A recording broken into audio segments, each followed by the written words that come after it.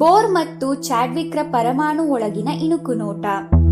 A peep into the atom by Bohr and Chadwick. ವಿಜ್ಞಾನದಲ್ಲಿನ ಆವಿಷ್ಕಾರಗಳು ನಿಗೂಢ ಒಗಟುಗಳಂತಿವೆ. ಪರಮಾಣು ಅಂದರೆ ಆಟಮ್ ವಸ್ತುವಿನ ಅತ್ಯಂತ ಚಿಕ್ಕ ರೂಪವಾಗಿದೆ. ಪರಮಾಣು ಎಂದರೇನು ಮತ್ತು ಅದರ ಆಂತರಿಕ ರಚನೆ ಹೇಗಿದೆ? ಈ ಆವಿಷ್ಕಾರದ ಪ್ರಯಾಣವೂ ಸಹ ಯಾವುದೇ ಸವಾಲಿನ ಒಗಟುಗಿಂತ ಕಡಿಮೆ ಏನಿಲ್ಲ.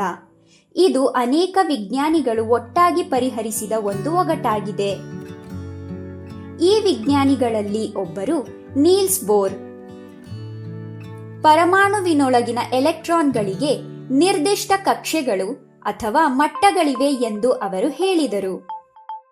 ಅವರು ಇದನ್ನು ಹೇಗೆ ಕಂಡುಕೊಂಡಿರಬಹುದು ಎಂದು ನೀವು ಯೋಚಿಸುತ್ತೀರಿ.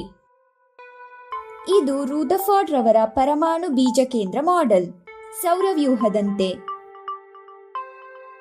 ಬೀಜ ಕೇಂದ್ರದ ಒಳಗೆ ಧನ ಆವೇಶದ ಪ್ರೋಟಾನ್ ಮತ್ತು ಅವುಗಳ ಸುತ್ತ ಸುತ್ತುತ್ತಿರುವ ಎಲೆಕ್ಟ್ರಾನ್ಗಳು.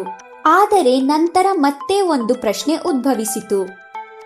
ಒಂದು ವೇಳೆ ಎಲೆಕ್ಟ್ರಾನ್ಗಳು ನಿರಂತರವಾಗಿ ಬೀಜ ಕೇಂದ್ರದ ನ್ಯೂಕ್ಲಿಯಸ್ನ ಸುತ್ತ ಸುತ್ತುತ್ತಿದ್ದರೆ ಆಗ ಅವುಗಳಲ್ಲಿ ವೇಗವರ್ಧನೆ ಅಂದರೆ ಆಕ್ಸಿಲರೇಷನ್ ಉಂಟಾಗುತ್ತದೆ. ವೇಗವರ್ಧನೆಯಿಂದಾಗಿ ಶಕ್ತಿಯ ವಿಕಿರಣ ಅಂದರೆ ರೇಡಿಯೇಷನ್ ಉಂಟಾಗುತ್ತದೆ ಮತ್ತು ಇದು ಸಂಭವಿಸಿದಾಗ ಎಲೆಕ್ಟ್ರಾನ್ನ ಶಕ್ತಿಯು ಕಡಿಮೆಯಾಗುತ್ತದೆ. ಅಂತಿಮವಾಗಿ ಅವುಗಳು ಬೀಜ ಕೇಂದ್ರದ ಕಡೆಗೆ ಸೆಳೆಯಲ್ಪಡುತ್ತಾ ಅದರೊಳಗೆ ಸೇರಿ ಹೋಗುತ್ತವೆ. ಒಂದು ವೇಳೆ ಹೀಗೆ ಆಗಿದ್ದರೆ ಪರಮಾಣು ಅಸ್ಥಿರವಾಗಿರುತ್ತಿತ್ತು.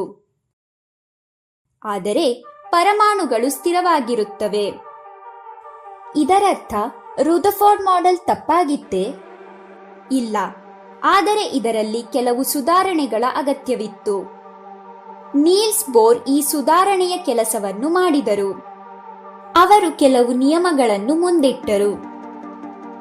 ಪರಮಾಣುವಿನೊಳಗಿನ ಎಲೆಕ್ಟ್ರಾನ್ಗಳು ಕೇವಲ ನಿಶ್ಚಿತ ಕಕ್ಷೆಗಳಲ್ಲಿ ಅಂದರೆ ಆರ್ಬಿಟಲ್ಸ್ನಲ್ಲಿ ಮಾತ್ರ ಚಲಿಸಬಲ್ಲವು ಹಾಗೂ ನಡುವೆ ಎಲ್ಲಿಯೂ ಚಲಿಸಲಾರವು.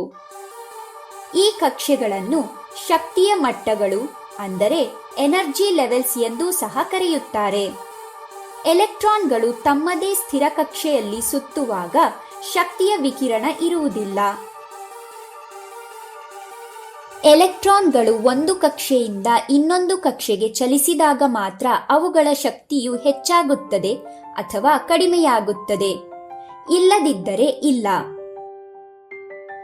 ಬೋರ್ನ ಈ ನಿಯಮಗಳನ್ನು ಸರಿ ಎಂದು ಪರಿಗಣಿಸಲಾಗಿದೆ, ಏಕೆಂದರೆ ಇವು ರೂದರ್ಫೋರ್ಡ್ ಮಾಡೆಲ್ನಲ್ಲಿ ಹುಟ್ಟಿದ ಪ್ರಶ್ನೆಗಳಿಗೆ ಉತ್ತರಗಳನ್ನು ಒದಗಿಸಿದವು ಮತ್ತು ಪರಮಾಣು ಏಕೆ ಸ್ಥಿರವಾಗಿದೆ ಎಂಬ ಒಗಟು ಪರಿಹರಿಸಲಾಯಿತು. ಎಲೆಕ್ಟ್ರಾನ್ಗಳು ಸುತ್ತುವ ನಿರ್ದಿಷ್ಟ ಕಕ್ಷೆಗಳು ಅಥವಾ ಶಕ್ತಿಯ ಮಟ್ಟಗಳಿಗೆ ಹೆಸರುಗಳನ್ನು ನೀಡಲಾಯಿತು. ಬೀಜ ಕೇಂದ್ರದ ಹತ್ತಿರವಿರುವ ಕಕ್ಷೆಯನ್ನು ಕೆ, ನಂತರ ಎಲ್, ಎಂ, ಎನ್ ಇತ್ಯಾದಿ ಎಂದು ಕರೆಯಲಾಗುತ್ತದೆ. ಸಂಖ್ಯೆಗಳಲ್ಲಿ 1, 2, 3, 4 ಇತ್ಯಾದಿ. 1922ರಲ್ಲಿ ಪರಮಾಣು ರಚನೆಯ ಆವಿಷ್ಕಾರದಲ್ಲಿ ನೀಲ್ಸ್ ಬೋರ್ ನೀಡಿದ ಕೊಡುಗೆಗಾಗಿ ಅವರು ನೊಬೆಲ್ ಪ್ರಶಸ್ತಿಯನ್ನು ಪಡೆದರು. ಆದರೆ ಪರಮಾಣು ಎಂಬ ಒಗಟು ಇಲ್ಲಿಗೆ ಮುಗಿಯುವುದಿಲ್ಲ.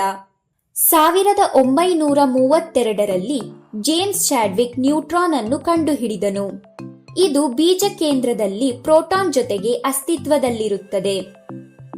ನ್ಯೂಟ್ರಾನ್ನ ದ್ರವ್ಯರಾಶಿಯು ಪ್ರೋಟಾನ್ನ ದ್ರವ್ಯರಾಶಿಗೆ ಸರಿಸುಮಾರು ಸಮಾನವಾಗಿರುತ್ತದೆ ಎಂದು ಅವರು ಕಂಡುಕೊಂಡರು. ಆದರೆ ಅದರ ಮೇಲೆ ಯಾವುದೇ ಆವೇಶ, ಶಕ್ತಿ ಇರುವುದಿಲ್ಲ. ಅಂದರೆ ನ್ಯೂಟ್ರಾನ್ ಒಂದು ತಟಸ್ಥ ನ್ಯೂಟ್ರಲ್ ಕಣವಾಗಿದೆ. ಈಗ ನಾವು ಪರಮಾಣುವಿನ ಸಂಪೂರ್ಣ ಚಿತ್ರವನ್ನು ಹೊಂದಿದ್ದೇವೆ.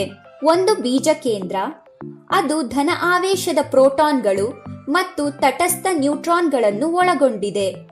ಬೀಜ ಕೇಂದ್ರದ ಸುತ್ತ ಸ್ಥಿರ ಕಕ್ಷೆಗಳಲ್ಲಿ ಸುತ್ತುತ್ತಿರುವ ಋಣ ಆವೇಶದ ಎಲೆಕ್ಟ್ರಾನ್ಗಳು. ಬೋರ್ ಮತ್ತು ಚಾಡ್ವಿಕ್ ಆವಿಷ್ಕಾರದ ನಂತರ ಪರಮಾಣು ರಚನೆಯ ಅನ್ವೇಷಣೆಯ ಪ್ರಯಾಣವು ಈ ರೀತಿ ಕಾಣುತ್ತದೆ. ಈಗ ನಿಮಗಾಗಿ ಒಂದು ಕೆಲಸ. ಕಕ್ಷೆಗಳಲ್ಲಿ ಎಲೆಕ್ಟ್ರಾನ್ಗಳು ಹೇಗೆ ವಿತರಣೆಯಾಗಿದೆ ಮತ್ತು ಉಪಪರಮಾಣು ಕಣಗಳ ಆವಿಷ್ಕಾರ ಇಲ್ಲಿಗೆ ಕೊನೆಗೊಂಡಿದೆ ಕಂಡುಹಿಡಿಯಿರಿ.